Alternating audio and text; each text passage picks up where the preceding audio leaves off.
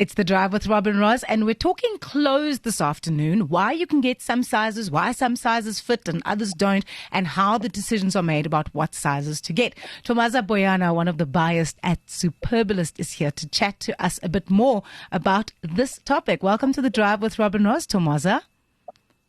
Thank you so much. Thank you for the welcome. Thank you for your time. And we really appreciate your time this afternoon. Listen, take us from the top. If you're buying for a retail clothing brand or an online clothing store sometimes, how do people make decisions around what sizes, what numbers of things you need to get in?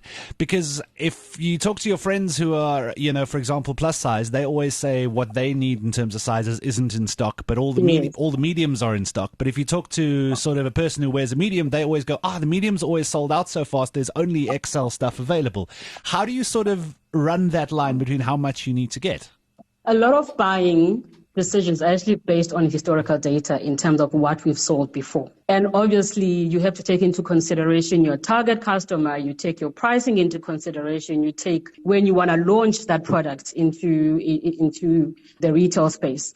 We understand that to an extent, there would be a level of frustration from the customer's perspective because plus sizing in some instances, the ranges can seem very minimal. But please believe from the buying perspective, this is not from lack of trying or pushing, especially in the women's space. A brand having a plus size offering is one of the leading factors influencing our decision to onboard that brand because that talks to our values around inclusivity. And to be honest, this is still a journey from the retailer's perspective.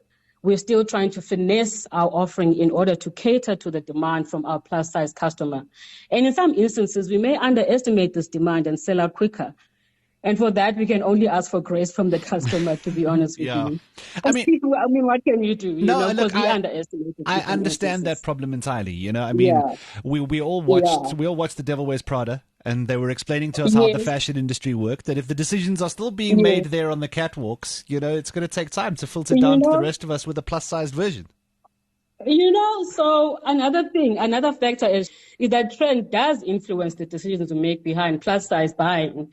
For example, like a high-waisted retro denim, I think they're calling it the mom denim, would be a more comfortable and easy style for plus versus like a low-waisted Britney Spears and a prime type of denim jean, So it's simple but important details like that we have to take into consideration. Am I living in a dream to one day think that if I'm a medium in that brand, I can go to the next brand and also be a medium? Or is it just all so brand specific that you know what, their sizing is their sizing, measure yourself, use the size chart, and that's what you order? We don't want it to be a dream, though. Right? That's the thing.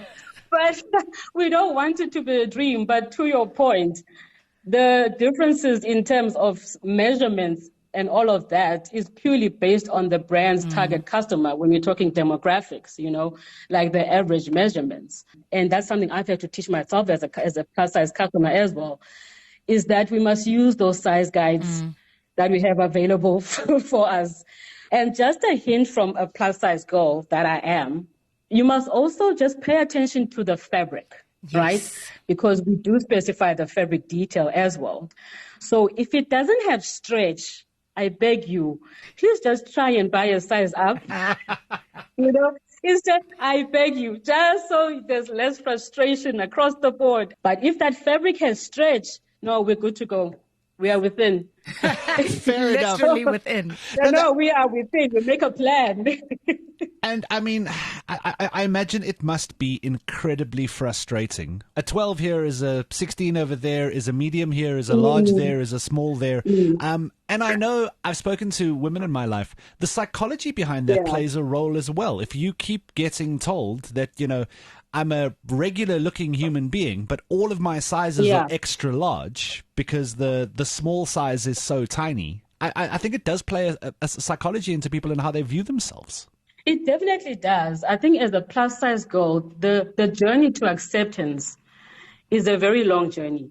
yes, it can be frustrating when there's inconsistencies in sizes and everything.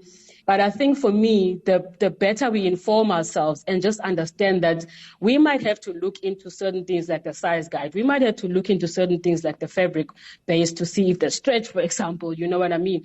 That helps. And acceptance is very key. And also the other thing on Rob's point of the frustration of labeling yourself as an extra large because the brand sizing is small. No one asks you what size your clothes are. No one is asking, what size is that? If they look good, they look good. So when you are confident and comfortable, to me, I think that's top tier. Brilliant. And that is a beautiful note to end on. I think we all need to get on this acceptance train and move forward on it. Thank you so much, Thomaza Buyer at Superbalist, who's come to chat to us today about sizing and why we should not be so frustrated anymore. Doesn't matter.